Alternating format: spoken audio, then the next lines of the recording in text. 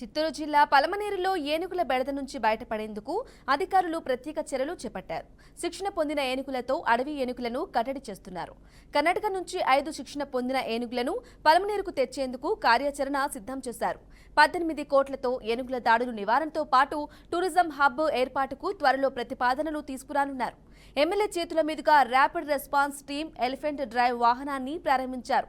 ఏనుగుల దాడిలో మృతి చెందిన బాధిత కుటుంబీకులకు 5 లక్షల రూపాయల చెక్కును పంపిణీ చేశారు.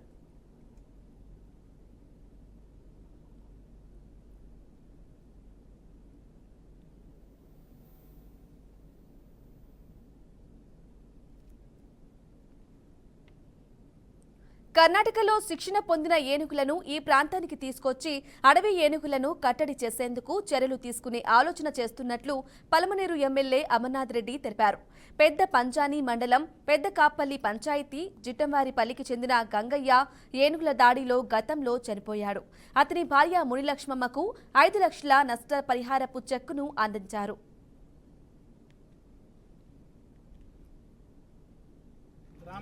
పంచాయతీ పరిధిలో ఫారెస్ట్ డిపార్ట్మెంట్లో అంటే ఫారెస్ట్ లోపల మునిలక్ష్మమ్మ గంగయ్య అని ఎలిఫెంట్ అంటే ఏనుగుల వల్ల దాడిలో చనిపోవడం జరిగింది.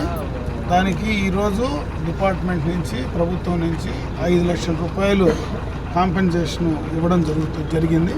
దాంట్లో 2.5 లక్షల రూపాయలు ఇమీడియట్గా వాడుకోవడానికి అవకాశం ఉంది. మిగిలిన 2.5 లక్షలు ఆయన భార్య మునిలక్ష్మమ్మ పేరుతో ఫిక్స్డ్ డిపాజిట్ ఉంటుంది. అవి రెండూ కూడా కలిపి ప్రభుత్వ పరంగా ఈరోజు